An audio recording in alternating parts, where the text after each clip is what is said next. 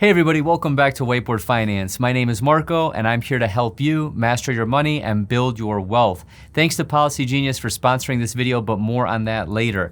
In today's video, we're gonna talk about the 5 middle-class money traps to avoid like the plague.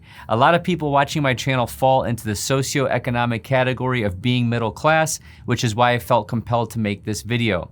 The way I'm gonna position this video is in chronological order, meaning these are typically the traps that come up as a person goes through a traditional middle-class life. Let's get into it. Okay, so the first middle-class money mistake is going into deep student loan debt.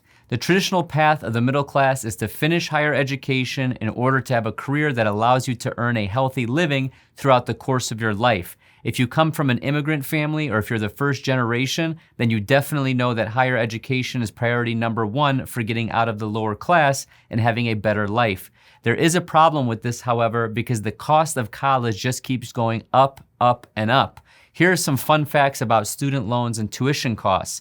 According to educationdata.org, the average cost of college in the United States is $35,720 per student per year.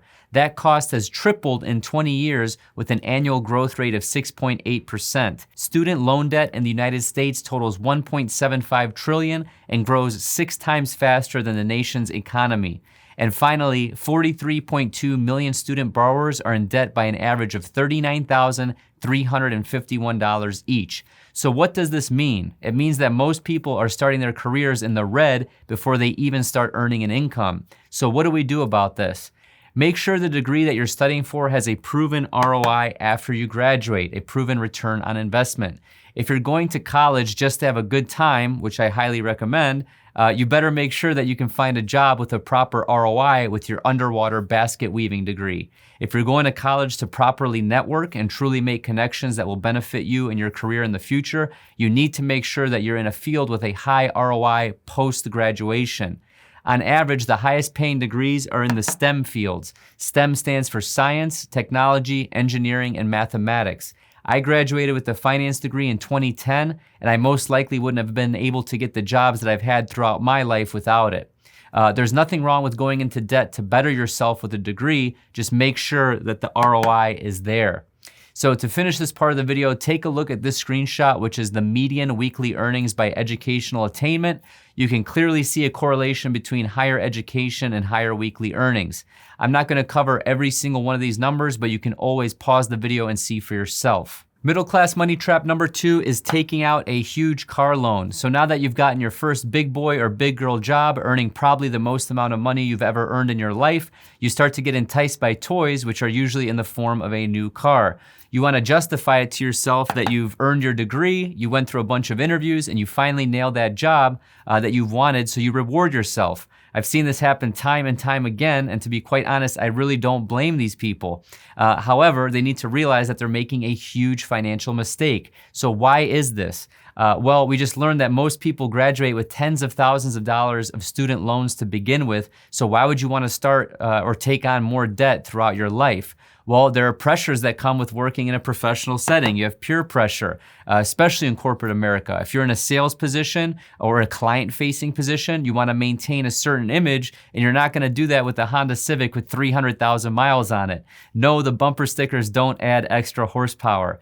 So you wanna make a good impression, so you lease a new 3 Series BMW or a C-Class Mercedes. However, this new lease is now burning hundreds of dollars a month that you could be using to allocate towards paying down student loans or high interest rate debt that you may have accumulated during your college years.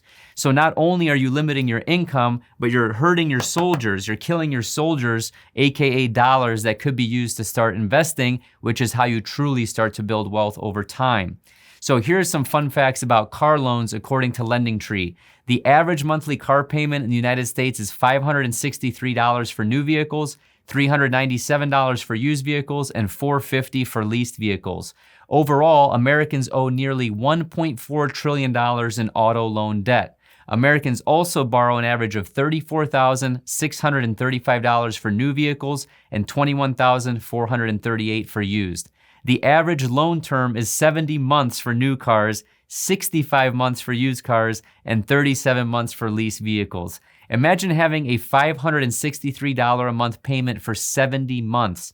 This is 70 months that could have been used to build wealth or pay down debt. If you want to build a strong financial foundation, avoid getting a big car loan. And talking about a strong foundation, let's get in today's spot by today's sponsor, Policygenius. If someone in your life relies on your financial support, whether it's a child, aging parent, or even a business partner, you need life insurance. Life insurance can give you peace of mind that if something happens to you, your loved ones would have a financial cushion to pay for things like rent, mortgage payments, loans, education costs, and everyday expenses. Getting started is easy. Click the link in the description or head to policygenius.com/whiteboardfinance and answer a few questions about yourself. In minutes, you can work out how much life insurance coverage you need and compare personalized quotes to find your best price. You could save 50% or more on life insurance by comparing quotes with Policygenius. Their licensed experts will help you understand your options and ensure you apply for the right policy. Policygenius works for you, not the insurance companies, so you can trust them to offer unbiased advice and help you navigate every step of the shopping and buying process. When you're ready to apply, the Policygenius team will handle the paperwork and scheduling for free. Head to policygenius.com/whiteboardfinance to get your free life insurance quotes and see how much you could save. Middle class money trap number 3 is not investing. If you follow the typical middle class money trap up until this point, you probably have student loans and a shiny new 3 Series in your garage. YOLO. All joking aside, these are actually 2 huge precursors to money trap number 3, which is not investing at all or investing the proper amount that you should be. Everyone has seen the cliche charts that say if you invest $300 a month for 738 years, you'll be a multimillionaire in retirement, and they conveniently never account for inflation. But this is not gonna go into that. What this will go into is the overall premise of investing in general. Why do we invest? Okay, what's the point? For some, it's to preserve their wealth. For others, it's to build wealth. For others, it's to be able to pass down their hard work and effort to future generations of their family. What people need to realize is that this isn't the 50s anymore. Very few people have pensions, and there's a high likelihood that most of these pensions will be insolvent or under-deliver their promised amounts upon retirement time. Most pensions are not 100% funded, and some are severely underfunded. In this country, you absolutely need to save for retirement because Social Security will most likely not be able to maintain a respectable standard of living depending on when you retire. Okay, this is your responsibility. My grandparents retired 30 years after working in this country, and they moved back to Europe for a much higher quality of life and a significantly lower cost of living. Now, I know I'm pairing investing with retirement when this isn't necessarily the case or the goal for everyone, but for most people in the middle class, which this video is about and who it's intended for, you need to invest for your retirement, otherwise you will lead a significantly lower quality of life during your golden years when you're supposed to enjoy it. The goal is to not be a financial burden on your partner or family, but to be a financial blessing to them. So I can sit here and give you a million numbers and statistics, but the only one that you really need to follow is to save at least 15 to 20% of your net annual income for investing and retirement. I would also be very wary of any government-sponsored plans based on the trajectory that this country is going in. They can very easily say that your Roth IRA is now taxable or your 401k is going to have an exponentially higher tax rate upon retirement.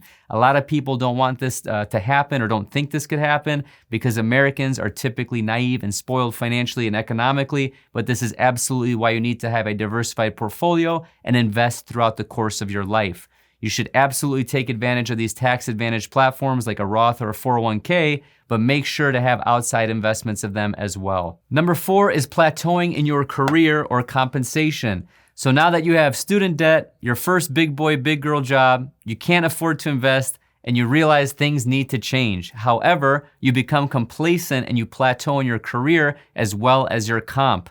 Now you are absolutely on the W-2 middle class hamster wheel, and it's spinning and spinning and spinning, and you feel like you're not moving forward because all of your disposable income is going towards student loans and your shiny 3 Series, while inflation is eating away at any extra purchasing power that you may have had. The key to moving forward in your career is envisioning what you want for yourself and asking yourself, why are you even in the job that you're in? If you want to stay where you're at and you're happy with that, you have to realize that financially you're more or less going to be in the same place that you're in right now 10 or 20 years from now, or at least until you retire. If you're okay with that, then you can skip this section of the video. However, if you wanna keep progressing financially, you're going to have to progress in your career, okay? Check this out. The easiest way to make jumps in corporate America is by switching positions or switching companies every 2 to 3 years. Work hard in the roles that you have, and when you get that 2 or 3 year mark under your belt, start working with recruiters and start looking for new positions with higher pay. The goal is to avoid lateral moves and make moves up career-wise, not sideways. The other advice that I would give you is if you're complacent or plateauing your career, you may wanna look into starting a side hustle or a side business. That's exactly what I did with this YouTube channel, and now it's been my full-time living for about 2.5 years now. There was nothing wrong with my corporate career in finance, but with YouTube, I'm now able to spend more time with my friends and family, which I value more than corporate finance life. Number 5 is the biggest money trap for the middle class, and that's buying too much house. One of the biggest mistakes you can possibly make in your life is buying too much house. If you watched my last video where I reported that the median cost of a new home in America has doubled over the last 10 years, then you're aware of how crazy this housing market really is at the time of this recording. Buying too much house, it typically happens when you advance in your career and you start to have a bigger and bigger family along with a bigger paycheck.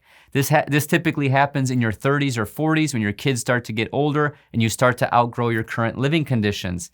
Not only are people buying more expensive houses simply due to low interest rates, high demand, and low supply, the average size of a home has grown from 1,600 square feet in 1973 to 2,300 in 2019. People are buying bigger and more expensive homes just so they can fill it up with consumer junk. It's the classic George Carlin line of Americans buying bigger and bigger homes just so they can fill it up with stuff. Now, don't get me wrong, there's absolutely nothing wrong with buying a nice big home just as long as you can afford it. With rates being so low right now, more people only think in terms of monthly payments, which means, hey honey, we can squeeze more house into our budget because the monthly payment is lower. If you wanna dig deeper, I highly suggest that you guys click on the link down below and get my home affordability spreadsheet, and you can watch my home affordability video. Here's a quick rule of thumb on how much house you can afford. 20% down, 15-year fixed rate mortgage, all housing costs should be no more than 28% of your net income. Now you may say, hey Marco, why would I put down 20% when I can get an FHA loan for 3.5% down? Well, there's a million different reasons, but it boils down to paying PMI, and in case of a real estate crash and you need to sell that house in a pinch, you're gonna be underwater by putting down 3.5%. Putting down 20% gives you an equity cushion, it gets rid of PMI, and it also gives you lower monthly payments, which results in overall lower interest paid over time. So I have a million videos on if you should pay down your mortgage or invest, which I go into these numbers deeper.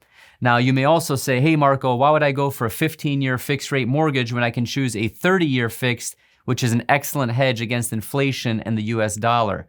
Well, this is 100% true, and I would absolutely do this, but again, we're dealing with Michael middle class who isn't good with his money, so to speak.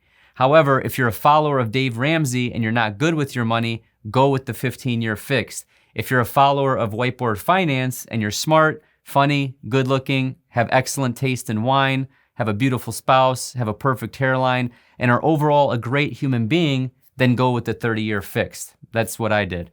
And finally, what do I define as all housing costs? I define this as your mortgage payment, interest, taxes, insurance, HOA if there is one, and utility costs. We wanna make sure that everything is falling under the housing category within that 28%, not just the mortgage and interest. That would be disingenuous, and we would be lying to ourselves and our overall budget. So as always, I hope you got value out of this video. Please give the video a like, please share it with a friend, share it on social media to anyone in the middle class that needs to see this. If you avoid these 5 things, I can almost promise you that you will be setting yourself up for success when it comes to building wealth and finances.